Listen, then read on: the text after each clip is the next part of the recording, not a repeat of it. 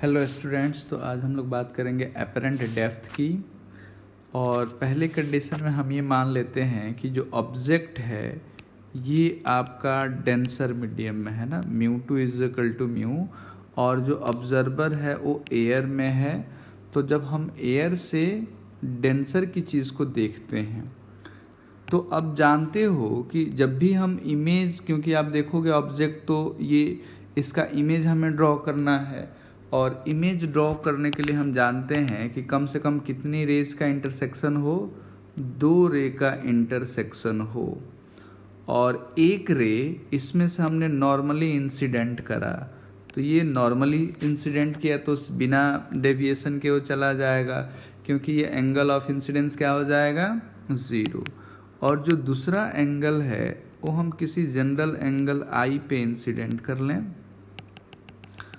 तो अब देखो इस केस में जो आपका एंगल ऑफ रिफ्रैक्शन हो जाएगा वो क्या होगा, एंगल ऑफ इंसिडेंस से ज़्यादा हो जाएगा। क्यों ज़्यादा होगा, क्योंकि आप जानते हो कि अगर डेंसर मीडियम से रेयरर मीडियम में अगर लाइट आपका इंसिडेंट हो रहा है तो will bend away from the normal, denser to rarer away from the normal, और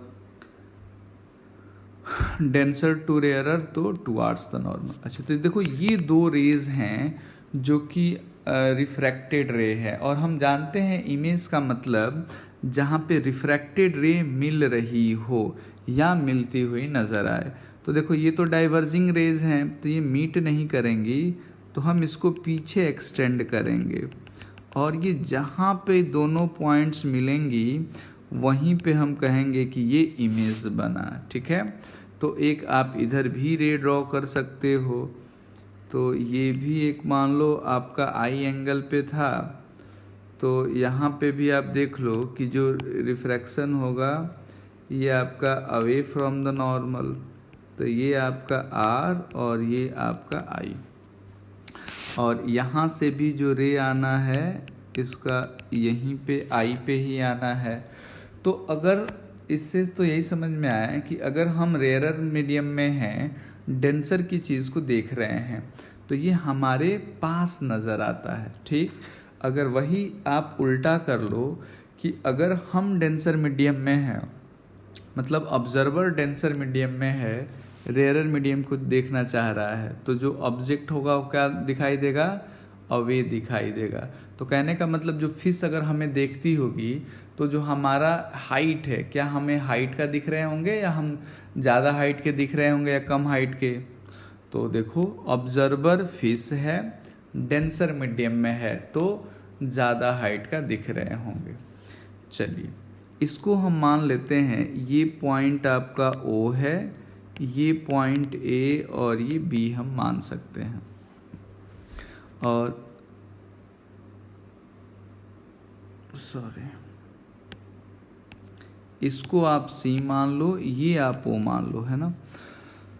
तो यहाँ पे OC जो है ये आप कह सकते हो रियल डेप्थ, और जो CI है ये है एपरेंट डेप्थ। ठीक है ना, एपरेंट डेप्थ, तो ये हम लोग लिख सकते हैं। चलिए अब हम स्नेल्स लॉ लगाते हैं। तो स्नेल्स लॉ में मैंने बताया था आपको mu into sine theta is equal to constant. तो देखो μ2 into sine i is equal to μ1 into sine r. और हम लोगों ने वैसे पहले भी पढ़ा था कि ये जितने भी एंगल हैं ये आपका लेंस में या मिरर में जो अपर्चर होता है बहुत स्मॉल होता है, यानी जो एंगल होता है ना बहुत कम होता है। तो for a small angle sine i is nearly equal to tan i, और वही चीज़ कि sine r is nearly equal to tan r. तो हम इसको लिख सकते हैं μ2 into tan r, μ2 into tan i और μ1 इंटू टेन आर। अब यहाँ पे टेन थीटा का वैल्यू आप लिख सकते हो। तो देखो μ2 इज इक्वल टू ये आपका ये अगर आई है तो ये आपका आर हो जाएगा, है ना। तो देखो आई आपका हो जाएगा AC डिवाइडेड बाई CO, तो ये हो जाएगा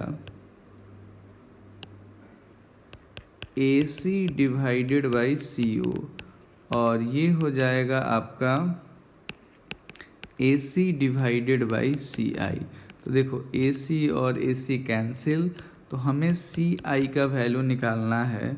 तो जो CI हो जाएगा ये हो जाएगा CO इंटू μ1 बाई μ2, या इसको ऐसे भी लिख सकते हैं कि CO डिवाइडेड बाई μ21।